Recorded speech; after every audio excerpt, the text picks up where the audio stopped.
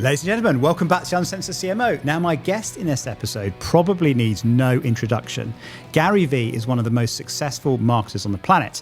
He has become an enormous influencer with all the content he's created. He's written multiple books, he's created his own media company, and he's got lots of opinions. I really wanted to meet him and find out about what has made him so successful, his background, how he got to where he is today, and his views on what you should be paying attention to today in terms of marketing. Which media is undervalued, which media is overvalued. Now, you might discover in this episode that I don't agree with him entirely on a few things, particularly when it comes to TV, but I will let you decide what you think. Gary is a very genuine, authentic person. I found him very welcoming and I really enjoyed our time together.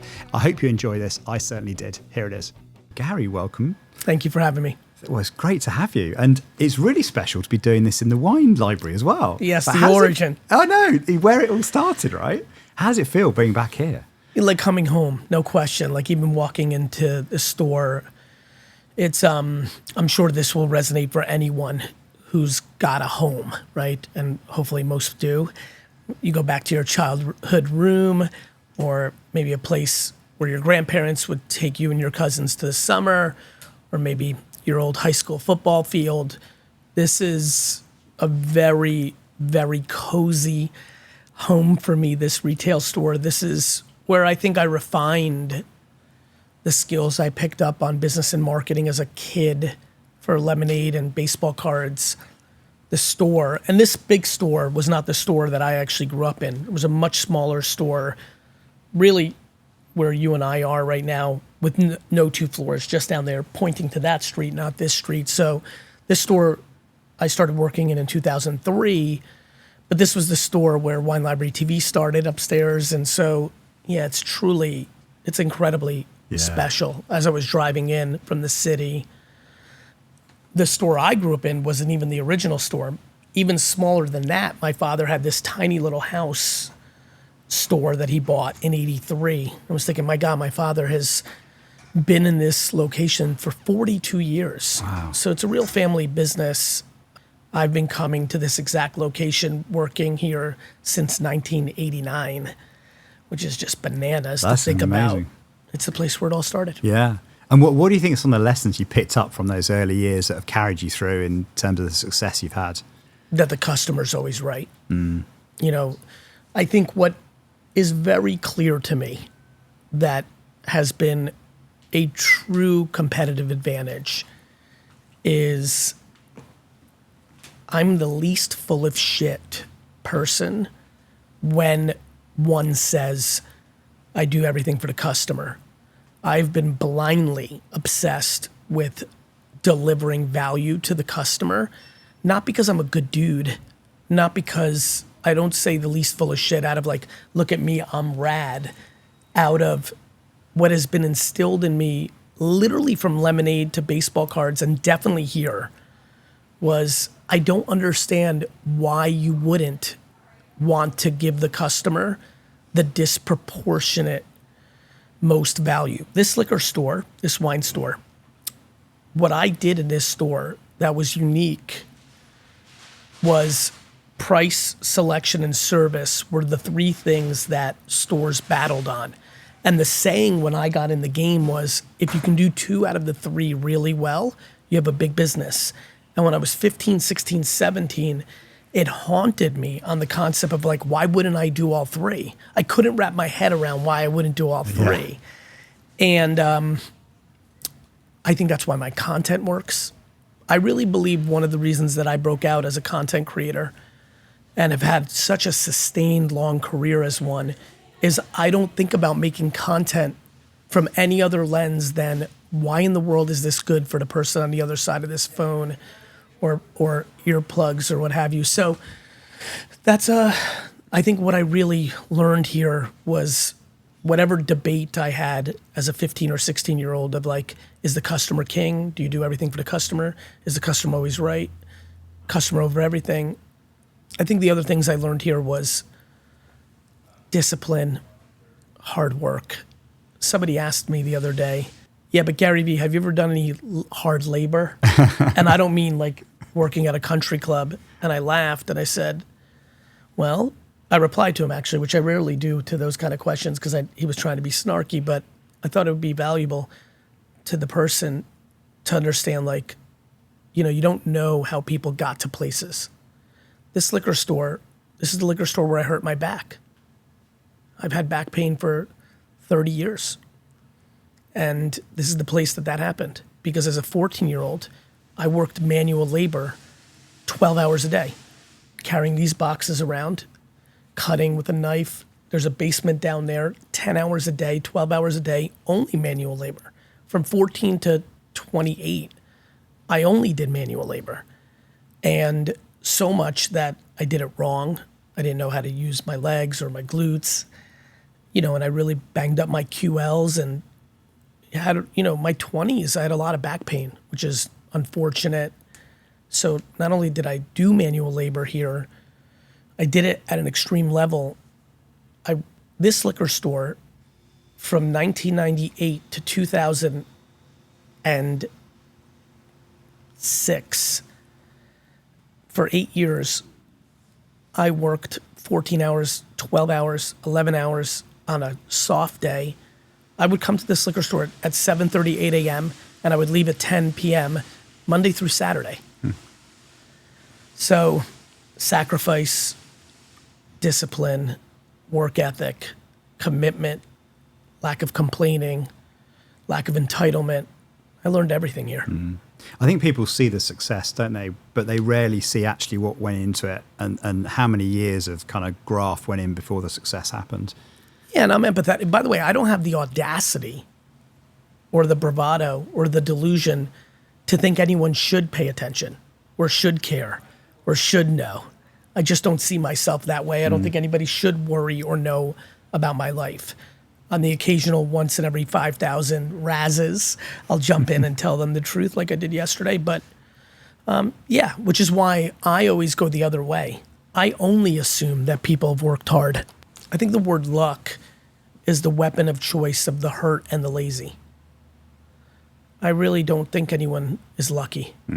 I am aware that everyone has their circumstances and their serendipity, but it's really hard to be successful, especially for a sustained period of time, unless you're putting in significant work and have talent. I saw this amazing study. I think it was in Good to Great or Great by Choice, where they looked at all these successful companies and they tried to work out whether they'd just been lucky.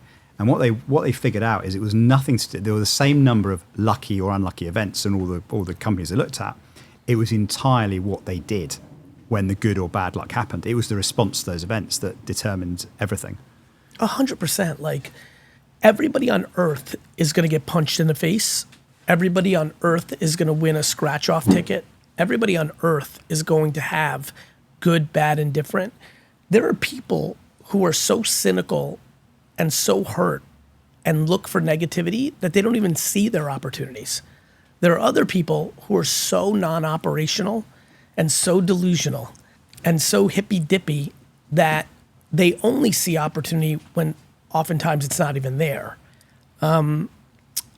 Life is life. Yeah. And again, of course, if somebody's listening right now, of course there are people. My mother lost her mother at 5. She was born in the Soviet Union in the height of communism. Her father went to jail for 10 years because of Soviet ridiculousness. I would argue that my mother's serendipity, luck, was challenging as a child. But she also was able to get out of Russia at a time where many people weren't. She was also able to have a husband who was willing to work 24/7 and provide. So she, as an immigrant with nothing, was able to stay home and do her dream and raise her children. She was lucky that her firstborn son is obsessed with her and thinks she's the best and provided her very little angst besides an occasional bad report card. So, life is life. Yeah, it is. I was getting my hair cut last week, and I always chat with the guy who cuts my hair, always about what who's coming on the podcast, and usually you have to explain, right? Last week, I said, I've got Gary Vee coming in. He's like, I've listened to your content. He said, I've listened to Gary's content since I was a young lad, probably from the age of 10 or 11. And he was like, it's massively shaped who I am. And I just thought, how incredible to talk to a guy that cuts my hair. Our only connection is, once every month where we chat for half an hour. And he loves podcasts as well. So we kind of bond over that. But you've reached so many people, through what you do and the advice you give and so on. And you were very early as a creator, as you mentioned earlier. Yes. So what's been kind of, not the secret behind it, but what's contributed to that kind of scale and reach that you've had? What have been the big moments? A couple things. First of all, everybody listening to the podcast, there will be background noises in an active liquor store. Yes. I think the things we touched on, I really genuinely believe that the ultimate way to be selfish is to be selfless. I think I wanted to make your barber's life better. I have a lot of love in my life. Like, I'm a very happy person. I have a lot of joy. I have a lot of passion. I want good. I do not understand the concept of wanting bad for others. I could never comprehend passing my concerns, my adversities, my pain onto others. I have a different process for that. I think my intent was better than everyone else's. I really believe that. Yeah. And I say that with complete detachment from me. I believe that that's how I was parented. I believe that's how my DNA was formed. I believe the circumstances, even where I grew up 25, 30 minutes from here in Edison, New Jersey in the 80s, where we didn't coddle kids. Kids went outside and I got punched and I got hit with a stick and I lost. And, mommy and daddy weren't there to fight my fights. I think we've become incredibly over-coddled and entitled. Life is supposed to have adversities. You're supposed to lose. You're supposed to skin a knee. You're supposed to feel pain. That's the balance. Yeah. And I feel like the reason so many people have been affected by my content is because I think that's the purpose of when I make content. And I truly believe watching everyone else, I think a lot of people's purpose is for them to get famous, for them to get money, for them to close a gap of their insecurities, for them to feel better. That's why so many people post Rolexes and private planes and bougie vacations and Porsches and Lambos. And that's why I don't. I don't think me posting those things would bring anyone any value. Yeah. I don't do those things because they bring me no value. And so I think life is about confidence and insecurity. And I believe that I was very fortunate that I was parented and built to be confident. And I think I have one of the biggest ambitions of passing on that confidence to my community. I want that for them too. In a lot of ways, I feel so much gratitude and potentially even guilt on how my mother raised me, that in some weird way I'm mothering the universe through my content, because I know so many other people were not as fortunate as I was to be given that mindset, that foundation. So to answer your question, it's because I've wanted to do that for everyone. Yeah, that makes a lot of sense. I mean, you were very early to content creation. I was very late, right? So I became a content creator at age 44 with this podcast. And probably my two biggest lessons, the first one is the power of generosity. It really blew my mind that the more you give away, the more, because people would say, John, why aren't you charging for this? You should be, you could charge tens of thousands of pounds for this advice you're giving away. But what I've realized is the more you give away, the more it comes back, the more people hear about you, the more invitations you get, the more conversations. It's called brand. Yeah. This is actually a very simple business framework. Most people are in sales and some people are in brand. And brand beats sales every day of the week. It does. The end. Yeah. But I don't, you see, I was thinking about what's the most undervalued bit of advice that you give. And I was thinking the jab, right hook thing. I've seen that in action in spades. Yeah, of course. But I have so many conversations with salespeople that are like, no, you've got to negotiate. You can't possibly give it away for free. You're devaluing the brand. And it's the opposite, isn't it? Well, yeah, I mean, I always say, pay attention to who's giving the advice. Yeah. If I wanted the life of a six-figure salesman, then I would listen to that person. That's not what I want. Yeah. I mean, I don't think it's very complicated. Yeah. I think my father used to, in this store, get very upset with me because I would always leave money on the table in a negotiation. My father's a very ruthless negotiator. I think I'm a very good negotiator, but I always thought, especially in this business where I had to buy from the same people over and over. It's one thing if you're going to make one transaction with someone and never see them again. I can wrap my head around the concept of make sure you get the best deal you can for you and your family. That doesn't upset me. I don't think that's bad. In this business, in America, you have to buy from the same distributors that sell alcohol. My mindset was like, I'm going to work with these people forever. Yeah. Every time I leave a penny or a nickel on a deal and the other person feels it, it allows me to make another deal the next time and the next time and the next time. I watched up close and personal as a teenager my father so ruthlessly negotiate that I was also there to watch people not come back to him. Or I started to feel, and I think I'm right about this, that people inflated the initial price to my father on something in a negotiation. Knowing he's going to negotiate, yeah. So, I think for me, leaving something for the other person in the negotiation is meaningful. Yeah. Builds relationship. It also builds reputation. Even if I wasn't to deal with a person again, I always feel that somebody's way of communicating about me matters. If I came here today and you two lads, and I came in and I was snobby and disrespectful and thought I was better than, we would do this interview. You'd act pretty much in the same way you're acting now. But on the flight home, in perpetuity, when my name would come up, you would feel not as good than if I was gracious and humble and kind. I think reputation is the ultimate brand.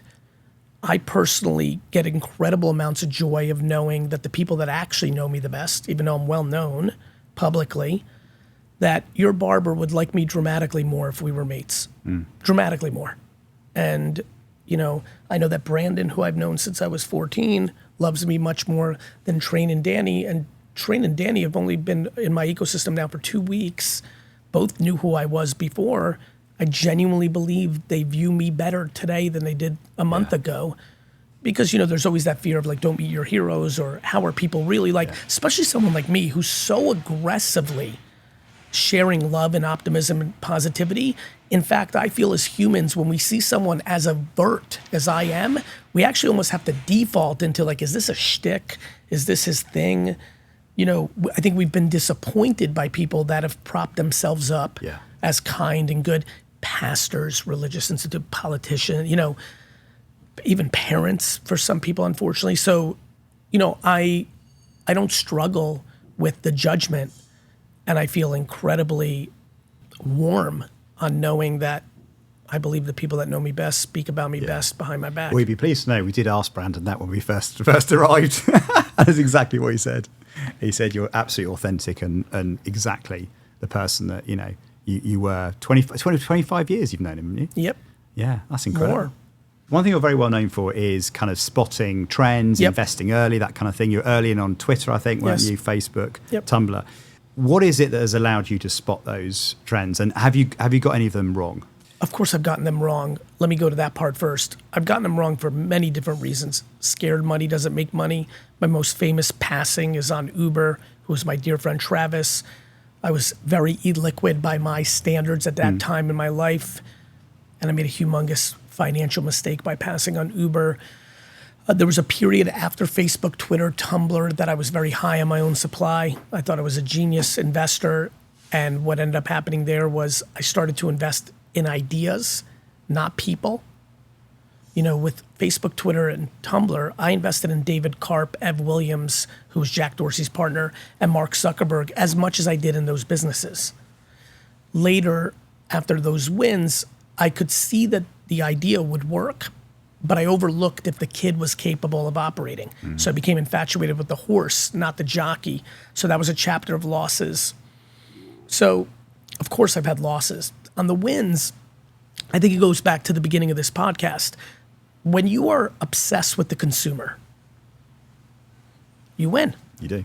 So what I pay attention to today, whether it's live social shopping, IRL streaming on Kick and Twitch, live podcasts like we talked about before we started here, Labubu, collectibles as a genre, as a lifestyle genre, similar to fashion, food, music, and sports. Like what I pay attention to is the consumer. When you pay attention to the consumer, you're always there.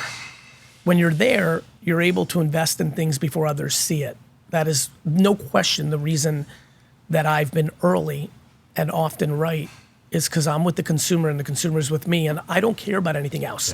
I don't care about Wall Street. I don't care about Madison Avenue. In fact, my chapter in Madison Avenue in these last 15 years has been wildly disappointing on how not consumer-centric Fortune 500 is, how not consumer-centric agencies are. They're Cannes Lions-centric, they're Ad Age and Campaign Magazine-centric, they're bullshit report-centric, they're industry and security-centric, but they are not consumer-centric. And so for me, don't worry, Brandon, I like the background noise. It's too quiet. So for me, that I think that's why. Yeah. I love that quote in your book about 99% of people are orientated around corporate politics, only 1% orientated around the customer. In the Fortune 500. And that's so true. Everyone's playing this game of how do we go up the greasy pole, how do we impress internal stakeholders, and no one's looking out to the customer. And by the way, I don't judge any of my contemporaries that work at Wieden & Kennedy or at MasterCard or at Nike. They have families to feed. That's how the game is played, isn't it? That's exactly right. Yeah. But it doesn't mean it's right. Yeah. Just because the game is played doesn't mean that's good marketing. You know, it's like these professors of marketing that make me laugh. If you're only in academia, you're not in marketing. You're in the pontification of a hypothesis of marketing. So let's talk about who's, from your expertise point of view, which brands would you say are really nailing it at the moment? Who would be on your list of people that are doing a good job and why? You know what's funny?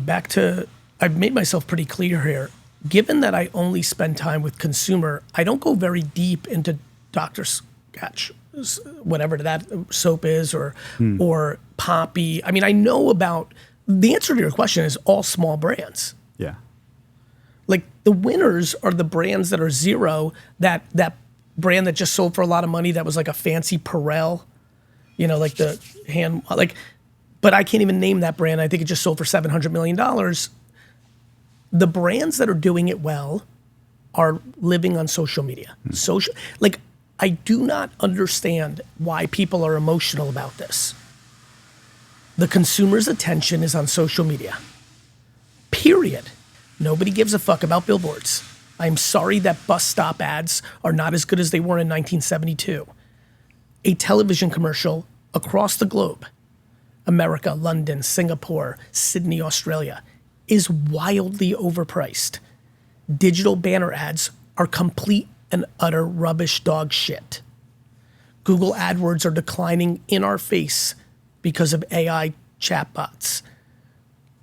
Newspaper ads and magazine print ads, you have to be borderline in a coma to believe that that is a good use of your marketing dollars in comparison to what has become the foundational ecosystem of our society, which is the mid-funnel known as organic social media, and then when that works well, paid social media amplification. I think that people find difficult, and I know you quote this, that making a good social campaign is harder than making a good TV ad. Well, that's because it's actually judged. Yeah. A good TV ad is fake judging. It's like the Olympics. The German and Russian judge have their own agenda. You can see the data. It's transparent. Either your product got views or it didn't. And then you know what everyone's doing in our world? They're spending media dollars to amplify bad creative on social to make it look like it got views. We are now in an era where we have the ability to use good working media dollars to amplify good creative. It's called the algorithms, the AI algorithms that the biggest tech companies in the world use to build feeds for social networks. And we run away from this merit and this golden era opportunity out of politics, insecurity, delusion, lack of education, lack of interest, and all the other shortcomings of the human race. I think the other side of the argument on that one is if you look at TV, yes, TV typically works over the longer term, right? And that's kind of what it was built for. Well, because how could you possibly say that when the longer term of social, especially this last 3 years, doesn't have the ability to even have that context? Yeah. In fact, even more obvious, over the last 15 years, the long term of TV, all the brands that are most invested in it have lost market share, not gained market share. That's profoundly challenging to be excited about. No shit, TV worked over the longer term from 1960 to 1980. There wasn't an alternative. Well, the studies that, the System 1 where I work, where we kind of we use like emotional measurement to predict how people are going to behave, right? So Yes. short and long, right? So we basically go, how do you feel about this creative and are you likely to act? And we've looked at where TV can win is it gets more attention per second, right? So when you're scrolling through your feed, an advert comes and goes, you give it like 2 seconds, right? On TV, you might give it 10 seconds. I would literally die on that debate. I don't think we're Have you seen Karen Nelson-Field's work on the attention economy? So she measured active attention by platform, and you've got But just let's talk about 4 or that. 5. Of course I have. Let's talk about that. And by the way, let me make a very important statement. There's no absolutism, right? For example, I'm going to spend the next 4 to 6 weeks begging every one of my clients to buy Super Bowl. Yes. Like begging. 100%. Begging. 100%. Yeah. Because to your point, these 3 gentlemen that I'm looking at will 100% give their attention to the Super Bowl spot. Yeah. And I could not, I believe the greatest ad in marketing is the Super Bowl spot. I almost think it's the most undervalued in terms of dollar. As you know, I have yelled about that for 10 years, 100%. and I continue to believe it. Yeah. In this new $8 million price point, underpriced. As we both know, creative is the variable of success in social, in television, in billboard. And so the scary part of Super Bowl is you're stealing the attention. I think they're paying 8. It's, I'm making this completely up. If you told me God came down and said it's worth 29, I'm like, makes sense. Yeah. Like I think it's that extreme. The problem is if the creative is off, Yes. then you're in big trouble because you spent a lot of money. 100%. Look, brother, I'm incredibly empathetic to reports, to science, to people that are spending time. The only thing I pay attention to is what businesses are doing. And do you credit the television? Do you credit the marketing? Or do you credit the products better than, I think Apple is actually very bad at marketing. Yeah.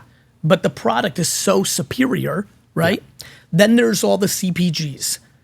Almost every CPG, when it runs its TVC, is also paying the Tesco's, the Sainsbury's, the Walmarts, the Targets to be on end cap and on discount. And so they come and they're like, TV worked. I'm like, motherfucker, you're 50% off and you're at the end cap of the biggest retailers in the world. There's also that part, right? So look, I do not believe, and I'm thrilled one day in heaven to be judged that I was wrong. I do not believe in 2026 that people are giving any seconds to a television spot. 0.0. Not to mention, have you looked at the creative that is the modern commercial? They're all dog shit. No, there's a lot. Well, we measure this at System 1, right? So I can tell you exactly. So about 50% of all TV ads get, we classify it 1 to 5 star, right? So 1 star is no emotional response, pretty much, right? About 50% get 1 star. 5 star would be exceptional emotional response, about 1%. Interestingly, it's the same across TV and social. Broadly, the distribution of creative is pretty even, actually, wherever you go, in terms of, you've got to be in the top 1%, maybe top 5% to really cut through and make a big difference. I want to be wildly respectful to what your org does, to what people are wanting to do, but I'm incapable of conforming to something I don't believe, and I just don't believe it. Yeah. Let's do a quick game of over and undervalued. Okay. Because I thought this would be quite fun, right? This will be fun. And by the way, I think what you're going to see before we go into it is the convo we just had for 7 minutes. In a clip, even on this podcast, the convo you and I just had for the last 7 minutes, to me, normally in real life, is a 3-hour board meeting, is a 4-hour dinner. And so I'm excited to do this, but by the way, let me say it this way.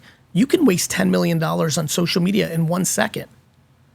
I know how to do that right now. It's called broad reach media amplification against creative that didn't over-index on organically. Yeah. So again, this overpriced, underpriced, or undervalued, overvalued is going to be nuanced. Yeah. 100%. I literally believe the best deal in marketing is a television commercial. Yeah. It just happens to be a cultural phenomenon in America called the Super Bowl. Yeah. Totally Go agree. ahead. No, I'm totally with you. Right. Okay, start with another one. I think we're going to violently agree on this one, right? Go ahead. Podcasts. Wildly undervalued. About as wildly undervalued as I think you can get. Yes, but because, all that social media is television. Yeah. All that podcast is radio. Yeah. But again, within a podcast, if I'm a B2B SaaS business trying to reach Madison Avenue, Fortune 500 marketers, I'm advertising on this show. If I'm selling comic books as Marvel, I don't know if this is the best podcast for, you know what I mean? But as an overall genre, I think it's net. I believe podcasts are still underpriced. And there's just a lack of availability on the reach and also the engagement. So, I mean, you'll have the same. Like 40-50% of people will be listening the entire episode. Yeah. And that kind of engagement, you have to go to the cinema to find that kind of engagement. There's also what's the ad unit? You doing a live read in a Howard Stern-like human way where you're like, I really like this watch. You got a nice watch on right now. If you were to read that, that's going to matter. Yeah. The problem is, this is where corporate marketing is completely fucked up. Mindshare, Starcom, MediaVest, these global media companies would rather buy a wide media buy that's vanilla on a radio buy than to do the work by going to 73 podcasts that look like this and doing one-on-one deals, because everything is reach and frequency. Everything is scale. Every agency is a publicly traded company, so they're trying to maximize their EBITDA. And so getting to 73 podcasts like yours is actual work. It's much more fun to hire a 23-year-old out of university to be a Excel junkie and just go programmatic on the Trade Desk or Google. I mean, I don't know. I'm starting to get upset. No, you're so right. I remember like when I used to be a client on the client side running brands, I remember signing off £20 million on an Excel spreadsheet. And then the media people doing it themselves. Like I totally hear you. Anyway, because people are too busy. Okay, number 2, LinkedIn. Wildly underpriced. Agreed. Especially if you're B2B. If you're B2B, if you're listening and you're a B2B CMO, LinkedIn should be your number one spend. And meanwhile, as we know in a B2B company, first of all, those are sales organizations. Second, they'd rather build an $8 million booth at a conference for the 13th year in a row, even though they've penetrated that market, than spend $800,000 on organic social creative within LinkedIn. And the latter will outperform dramatically. So I think LinkedIn, by the way, for all the B2C people, you sell sneakers, you do exercise fitness. LinkedIn is much more Facebook than it is, CNBC. And so I think there's a real opportunity there. Yeah, totally agree. Email. Emails, that's a good one. I'm going to say something pretty interesting here. I'm going to go underrated on that as well. Again, there's so many people that have completely fucked up their email because they've spammed their customer into submission, but done well. Like, for example, if you were to start an email service today and your intent was to give heavy value on the email in the jab, right way, hook way, I think you would dominate. And in fact, being transparent and vulnerable, I feel like even though email has been foundational in my career, I've also could have done better throughout my 25 years on bringing more value on email. Social, I crushed with value, but email, it's hard. You get really addicted to that drug and it becomes sales, not brand. But overall, I think email still has tremendous potential. I totally agree. And the other thing is you own the data in a way that you don't, right? Correct. With the social media platforms. That's right. And that's got a huge value. It's the multiple you'd pay on. That's why I'm obsessed with SMS. SMS is email 2.0. That was my next one, by the way. Yeah, SMS. I would argue it. I mean, I will tell you, this business that we're sitting in, had winetext.com not been invented, we would be in deep shit. That's how much SMS has mattered. SMS is huge for me. 212-931-5731. Please sign up. It's my text platform that I use on Community. That's my phone number there. 212-931-5731. Please text me if you agree with me today or you think I'm an idiot. So I would say SMS is the most underrated of the 4 we've already mentioned. And I think the first 2 were very underrated. We've done Super Bowl, which totally, I'm with Bells on with you. YouTube, we touched on YouTube, but what about YouTube? Again, also underpriced, but again, very nuanced. The YouTube people, I see a lot of people wasting a ton of money on YouTube and social. And it's because they're treating it like television. Most Fortune 500 brands are wasting money on YouTube because they're guessing on a video, which is the bane of my existence and why TV is struggling. And then they spend money on it. So you put a video as a pre-roll, mid-roll, post-roll in a YouTube environment, both YouTube and YouTube TV, and you're forcing it down people's throats. I think it's a bad idea. I think every piece of creative going forward in the world should only get media support once it's been validated organically, whatever medium that is. Yeah.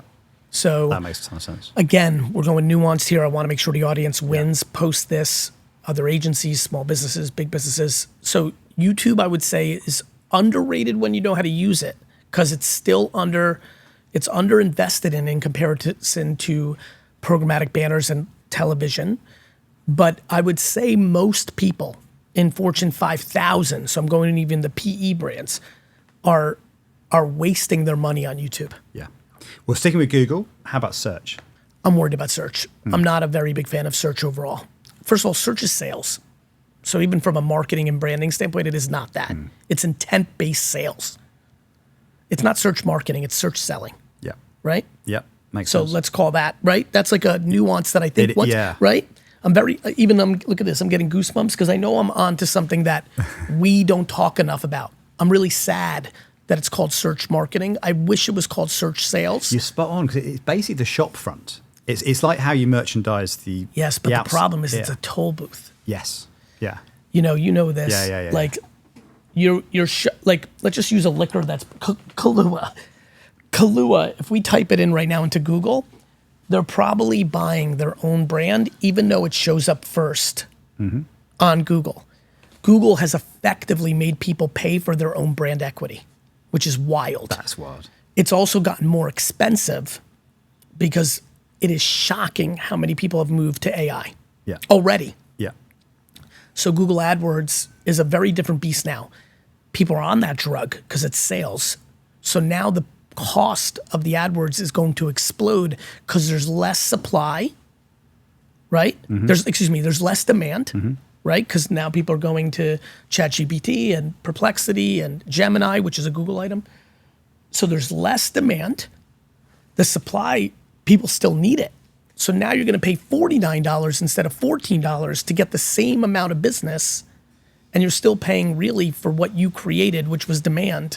You know this. Last touch attribution has destroyed companies, over-crediting Google and under-crediting classic things that I shit on, billboards, radio, print and television.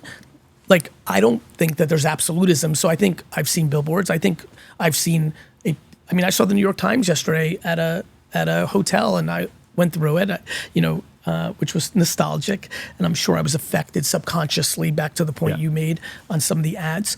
AdWords is overpriced. Yeah. And I'll say it even more aggressively, AdWords, the companies that are reliant on it, many of them will be heavily damaged over the next 36 years if they don't quickly diversify aggressively. If I am driven or AdWords are meaningful to my business today, right this minute, I am shitting my pants out of fear and adjusting very quickly. Well, this also makes a really important point you often make, which is about the importance of brand. Because brand becomes even more important, doesn't it? Because you basically want to optimize the search engine in people's heads. Well, I can even tell by your temperament. You know what's funny is I believe in all the classic stuff. Yeah. I just believe that attention happens to be slightly in different places. Yeah. And I believe corporations are over-investing in yesterday, creating arbitrage. Yeah. No, totally get that. What about TikTok? TikTok might be the most underpriced aspect because the extremities of my religion, which is organic creative, the upside when you do it best on TikTok is better than any other platform in the world. You are literally one TikTok this podcast, probably leveraging me because I have a lot of juice in that world, is literally one 49-second clip away from the next day being in a different place. Back to television, one of the hearts of this conversation. What is so profound, and by the way, I'm devastated I missed this era. I wish I owned a leading global agency in 1959, 63, 72. I myself would have adored the late nights in my agency to come up with the 30-second spot in 1978 at the height of commercials being consumed. Pre-remote control. Yeah. Pre-remote control television ads might be the best thing that ever existed. Yeah. Yeah. And I couldn't imagine making a commercial that I know everyone would have seen. A 7-Up commercial, a Ford car, a Volkswagen. I mean, so anyway, real quick, TikTok has the biggest upside in this generation. One TikTok has changed the course of many businesses. There is no other medium that can say that outside of a Super Bowl spot in the last decade. I'm bullish. Yeah, we had Alison, founder of Poppy, on the show earlier in the year, and she put her success down to that as well. Twitter or X?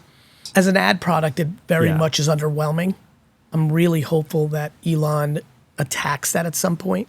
It's an incredibly strong conversation community tool, an incredible opportunity for something almost no one does in our industry, which is community management at scale, replying to everyone, what I was built on in 07 to 11. More and more for youth culture, I'm seeing it as a viable creative place. You're looking at, I would say, the 15 to 25-year-old set. There's more upside organically on Twitter than there's been in the past. I think they have a meaningful commitment to AI, given how Elon's looking at it. So I don't count them out. But the ad product is dramatically less effective than Meta and TikTok's, even Snaps to some degree. Yeah. So I think, if we're talking to the audience we're talking to, I think it's a quagmire. Yeah. I think people overly stay away from it because of the political part.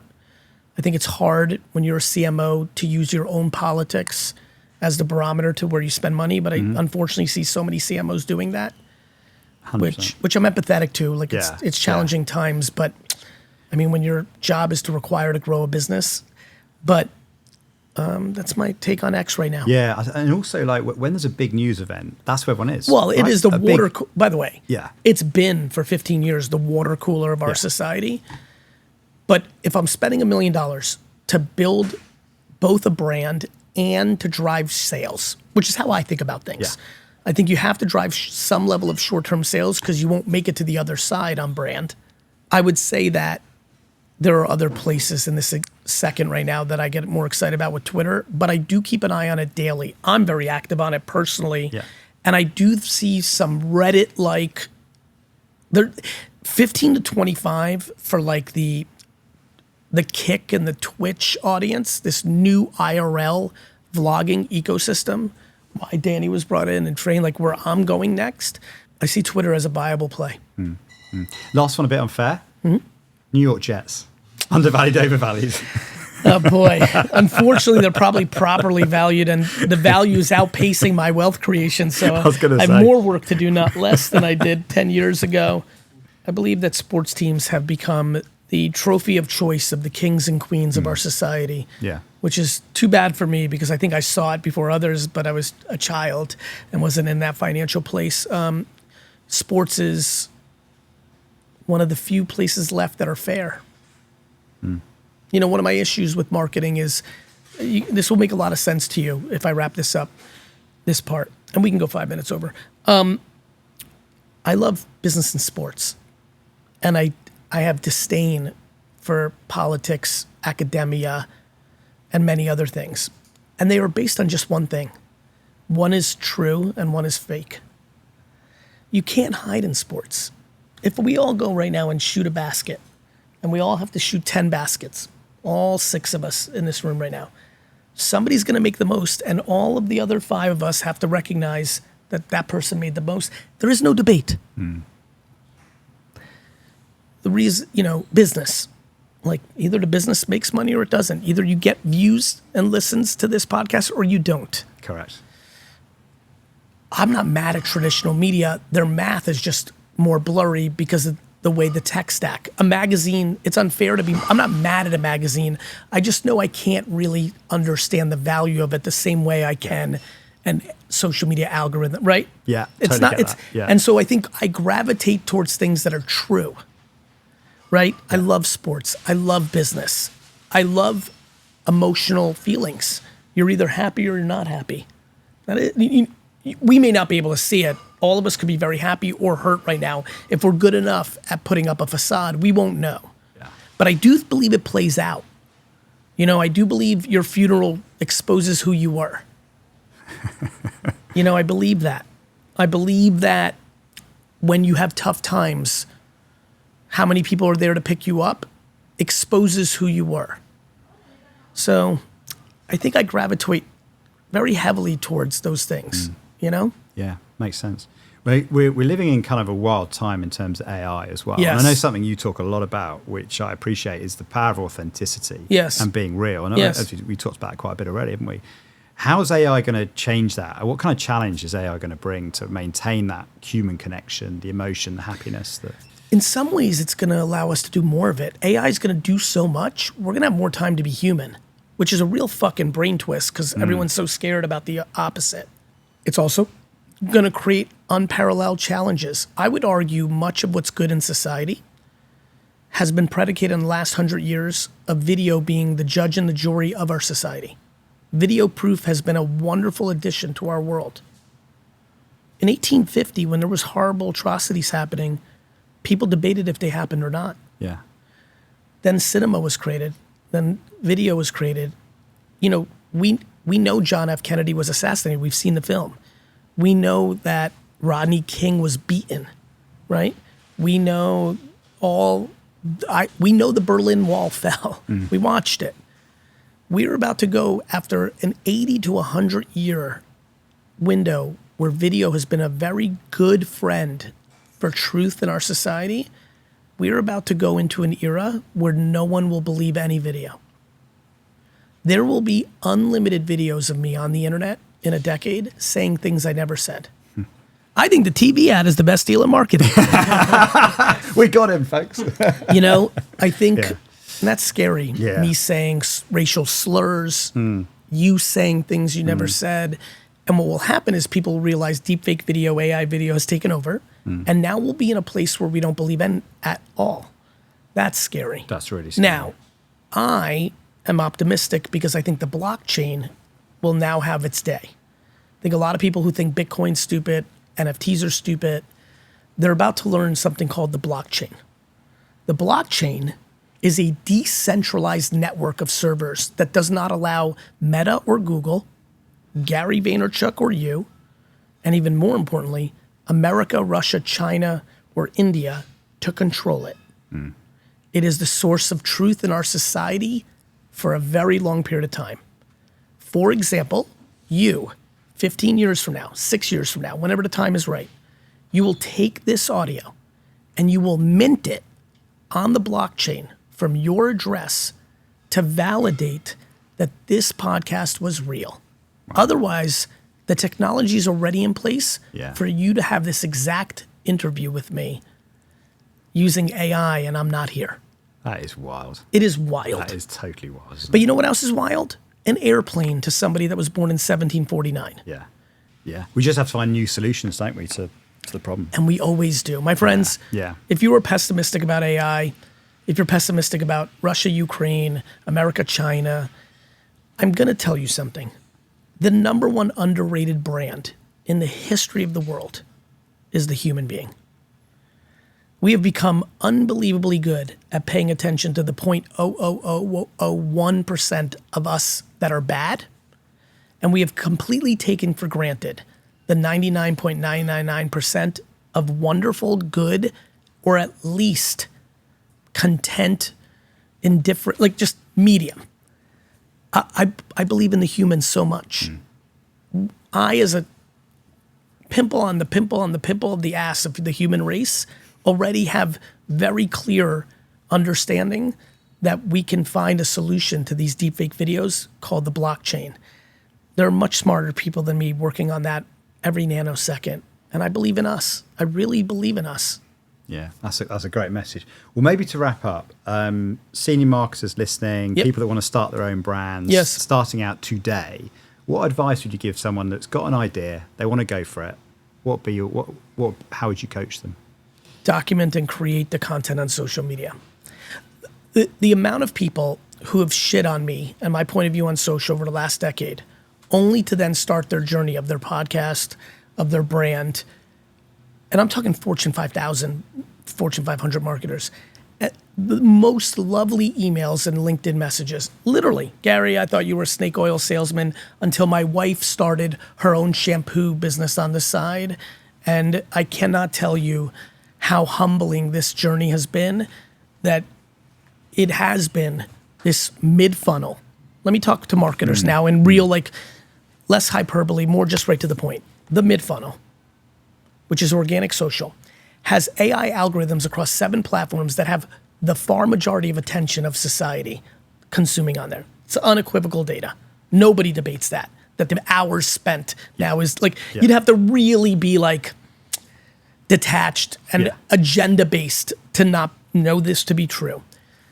That the mid-funnel, when you post organically in social, so for anyone who's listening, you start documenting your journey. Today is day 1 of me starting my peanut butter brand or my podcast around banner ads. I don't care, whatever strikes someone's fancy. The mid-funnel has now become the most important funnel. As you know, we started upper funnel and then we went down, right? Almost everyone listening right now, almost everyone still today will go into a boardroom with Droga 5 and Wyden and Kennedy and 72 and Sunny and BBDO and do a brief and try to come up with an idea, come up with their 30-second spot, and then everything down from the TV, the billboards, the banner ads, the direct mail, the social will be matching luggage to this guess. And that's why all campaigns fail. We are fully out of the campaign era, which is heartbreaking for many people listening. By the way, I said it earlier, I wish I was in the campaign era. I wish I could have a cocktail in Midtown today, and try to convince my client to buy my idea. I would have been very good at it, by the way. The mid-funnel is the place to start for everybody on your question. And when it does well, you bring it down to the lower funnel and you turn that creative into performance, becomes undebatable. Yeah. And you bring it up.